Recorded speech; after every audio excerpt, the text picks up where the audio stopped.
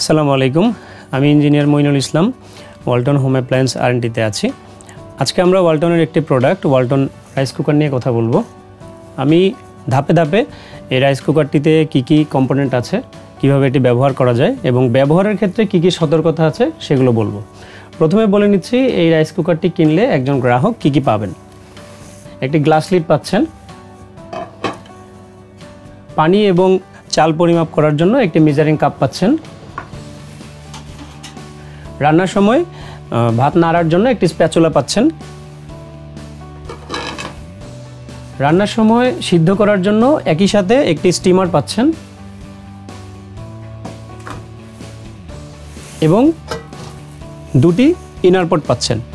যদি কখনো একটি ইনার পট কোনো কাজে ব্যবহার করা হয়ে থাকে তাহলে যাতে অন্য রান্নাটি করতে পারেন সেজন্য আরও একটি ইনার পট পাচ্ছেন। এখন আমরা এই রাইস কুকারটি কীভাবে ব্যবহার করা যায় সেটি দেখব।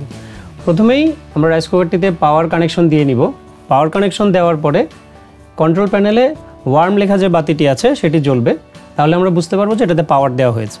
এবার মেজারিং কাপ দিয়ে মেপে পানি এবং চাল ইনার পটে দিব। দেওয়ার পরে ইনার পটের তলাটি আমরা একটা শুকনো কাপড় দিয়ে মুছে দিব যাতে ইনার পটের নিচে কোনো পানি না থাকে।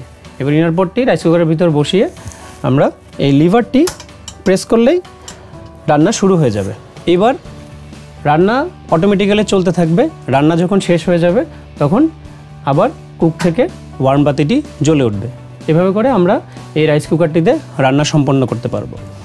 এবার আসি এই রাইস কুকারটিতে আমরা আসলে কি কি রান্না করতে পারবো।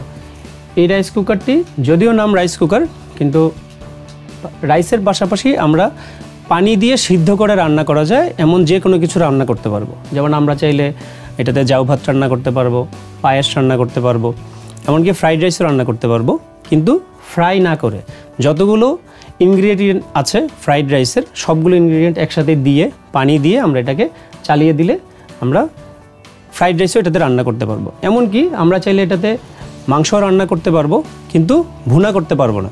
যতগুলো ইনগ্রেডিয়েন্ট আছে মাংস রান্না করা সবগুলো একসাথে দিয়ে পানি দিয়ে চালিয়ে দিলে এই রাইস কুকারটিতেও আমরা মাংস সুন্দরভাবে রান্না করতে পারবো।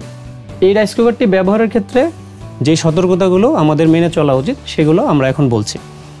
প্রথম সতর্কতা হচ্ছে এই রাইস কুকারটিতে কখনোই ভাজি বা ফ্রাই এই টাইপের কোনো রান্না করা যাবে না।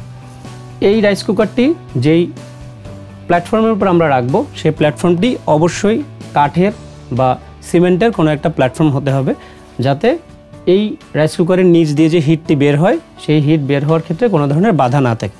আমরা অবশ্যই প্লাস্টিকের কোনো ম্যাট বা কাপড় এই রাইস কুকারের নিচের প্ল্যাটফর্মে রাখবো না, যাতে করে হিট বের হতে না পারে। রাইস কুকারের ইনার পটটি ননস্টিক কোটিং করা।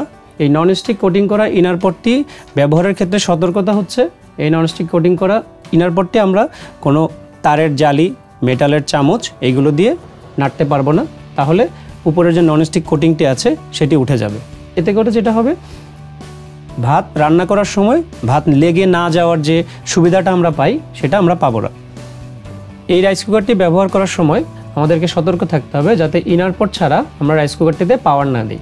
যখন ইনার পটটি আমরা সরিয়ে নিব সাথে সাথে আমরা রাইস কুকারের যে পাওয়ার প্লাগটি আছে পাওয়ার প্লাগটি খুলে নিব।